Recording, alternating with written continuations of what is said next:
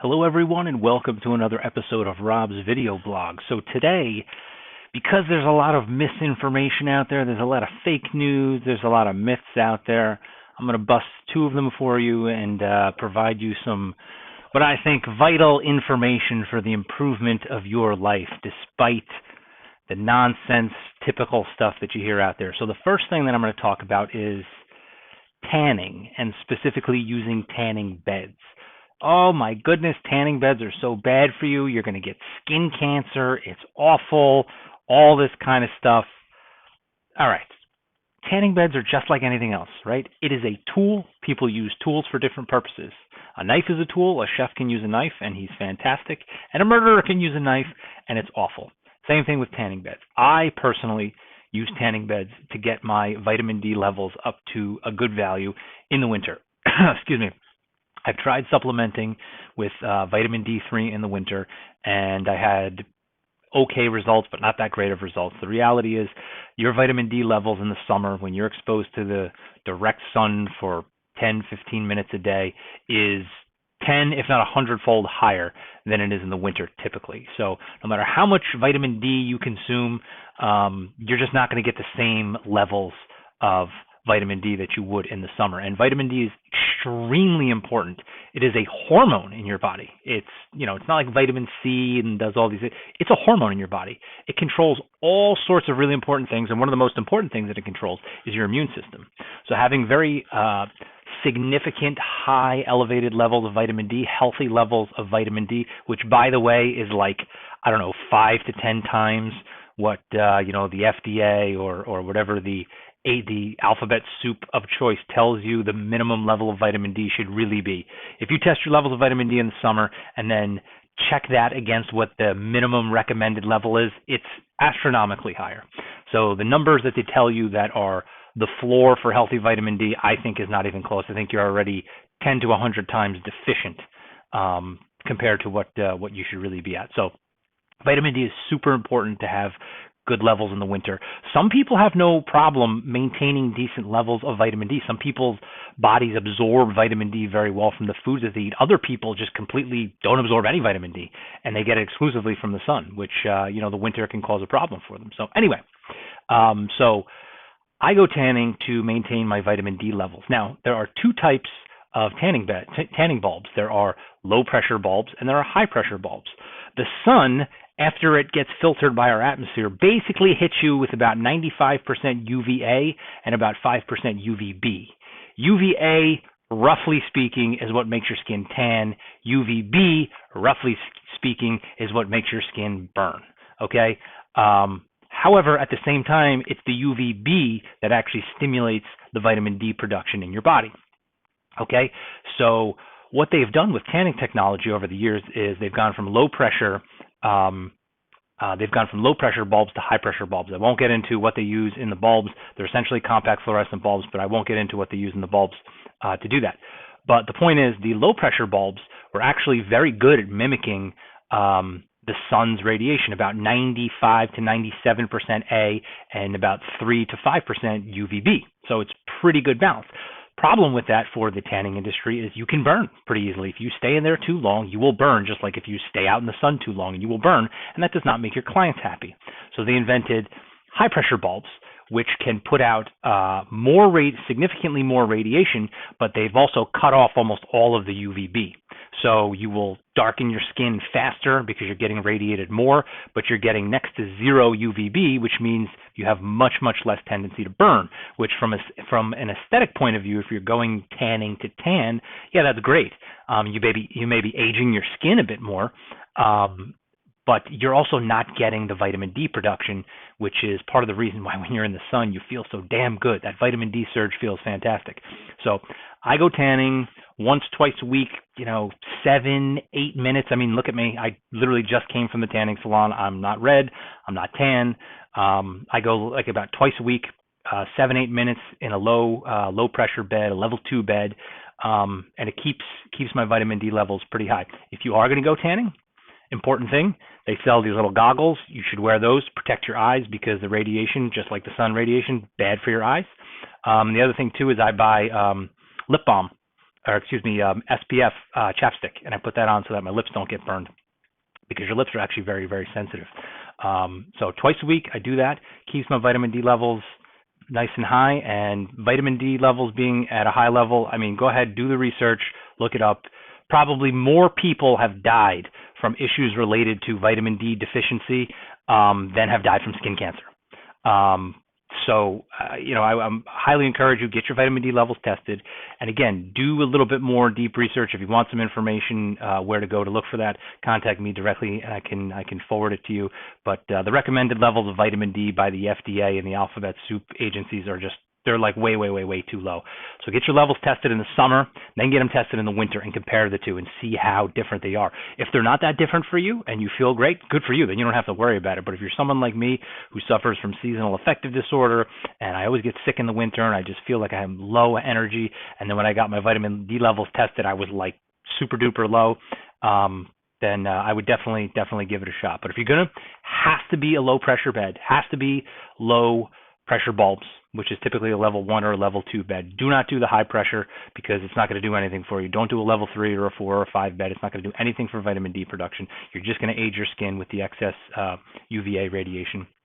Make sure you take care of your eyes and make sure you protect your lips, and you'll be good to go with that.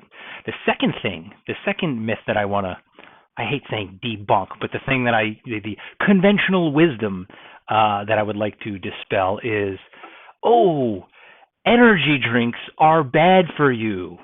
Energy drinks are bad for you. You can go everywhere on the internet, anywhere. Mothers will say energy drinks are bad. Doctors will say energy drinks are bad. Every media organization on the face of the planet and every university has written an article about, oh my goodness, energy drinks are horrible for you. Let me explain something to people. Most energy drinks have 2 or 3 things in them. Caffeine, and sometimes some other type of stimulant, multivitamins, and usually sometimes they'll throw in some other weird kind of supplement, and sugar. That's about it. Every single study that I have looked at that has tried to say that energy drinks are bad for you, first of all, they're always citing like pregnant women or teenagers and stuff like, yeah, if you're a kid or you're an adolescent or you're a teenager, you shouldn't be drinking energy drinks, just like you shouldn't be drinking coffee, because caffeine is a stimulant. It is a drug, and it should be taken carefully by adults that know what they're doing. I wouldn't let a 12-year-old have 2 cups of coffee. You certainly shouldn't let a 12-year-old have a Monster Lo-Carb. There's about 140 milligrams of caffeine in here, plus other minor stimulants in it. If you're not going to, it's awful for an adolescent. They should not have that, okay? Excess caffeine intake can dehydrate you. But more importantly, if you have too much caffeine and you're sensitive to it, or you're growing like an adolescent, it can cause heart problems. It can cause heart palpitations. Look, take it from me. I once went to, and I drink coffee every morning, and down the street from my work is a Starbucks, and I never had Starbucks before. So I ordered, can I have an iced coffee? And they asked me 100 questions, and I'm like, dude, I don't know, just give me an iced coffee. And like the small iced coffee was like, I don't know, $2.60. And then like the super big one was like $3.25. And I was like, all right, whatever, just give me, whatever, give me the medium one. Well, the medium one turned out to be like 20 ounces. And I had never had Starbucks coffee. I didn't know how strong it was. I drank this whole thing, and this was like 9 a.m. in the morning. I drank this whole thing, and I was sitting at my desk, shaking like this. I was like, I actually felt nauseous. I had sweat coming down my face. My face was pale. I was legitimately having a hard time. And the only thing that actually made me feel better was I went outside my building, and I walked like 10 brisk laps around the building, like did some minimal amount of exercise, and that was the only thing that actually like made me feel a little bit better. So yeah, caffeine overdose is a real problem, okay? Which is why caffeine, whether it's in coffee or an energy drink, should not be taken by pregnant women or children or adolescents or people with heart problems, okay? That's not the problem in the energy drink. That's the problem, the idiots that let the wrong people or people who abuse it. I would never have more than one of these. There's a lot of caffeine in here. This is like a Starbucks, like a strong Starbucks coffee in here. So like if you had 2 of these, you'd have a huge problem. I mean, most of these things that I read about this was just like, oh yeah, we had 50 people and we gave them 2 16-ounce energy drinks, and I'm just like, holy God, if I had 2 of these, maybe if I had one in the morning and one at night, like spread apart for like 10 hours, 8 hours, I'd probably be okay. I wouldn't be able to sleep, but I'd probably be okay. But like if you pound two of these back to back, unless you have completely destroyed like the receptors in your neurological system for caffeine or stimulants, you're going to have like heart palpitations. You're going to have trouble breathing. You're going to feel shaky. It's going to be an awful ride, okay? But there's nothing inherently bad about these energy drinks, okay? Right here, Monster Lo-Carb, by the way, the #1 energy drink. It is the best. If you're going to have any energy drink, have this. Or Red Bull is also delicious. Red Bull is very expensive, though. So I'm going to read you right now. Let's go through the ingredients. If you don't believe me, let's go through the ingredients. This is a Monster Lo-Carb. Carbonated water, glucose, which is sugar, citric acid, which is just citric acid. It's in oranges, it's in lemons, and all that stuff. Natural flavors. I don't know how they get away with just putting natural flavors on a label like I'm supposed to know what that is, but whatever. Let's just natural flavors. Taurine. Taurine is good for you. In fact, right from Wikipedia's webpage, it says that taurine can have a calming neurological effect on a lot of people, which makes sense, okay? If you have an energy drink, right, that's got caffeine and some other stimulants in it, sometimes it can get people spinning a little crazy in their head. It gets them focused, it gets them jacked up and ready to go, but they can't focus, right? So my feeling is that the taurine, and part of the reason why I like Monster is if I have a cup of coffee, it gets me awake. If I have a Monster, it gets me awake, but I feel like I could focus a little bit better. And it might be from the taurine, right? So the caffeine gets you stimulated, gets you alert, and the taurine actually calms your neurological system a little bit so you can focus and think better. Sodium citrate, again, is just like it's a flavored preservative. It's a whole bunch of different things. Some kind of color. Panax ginseng extract is like it's an extract from a root. It's like a Chinese type thing. Again, they used to like make tea out of it. It's a minor stimulant, and the quantities that it's in here, it's very, very small. And then they have caffeine. They have sorbic acid, which is a preservative, and then they have sucralose, which this is the low carb version, right? Which means it has almost no sugar in it. It has very little sugar. I think this has got 6 grams of sugar in it. So they put artificial sweetener in it. If you don't like artificial sweeteners, then get the full sugar version, but then it's got like 40 grams of sugar, which is bad for you.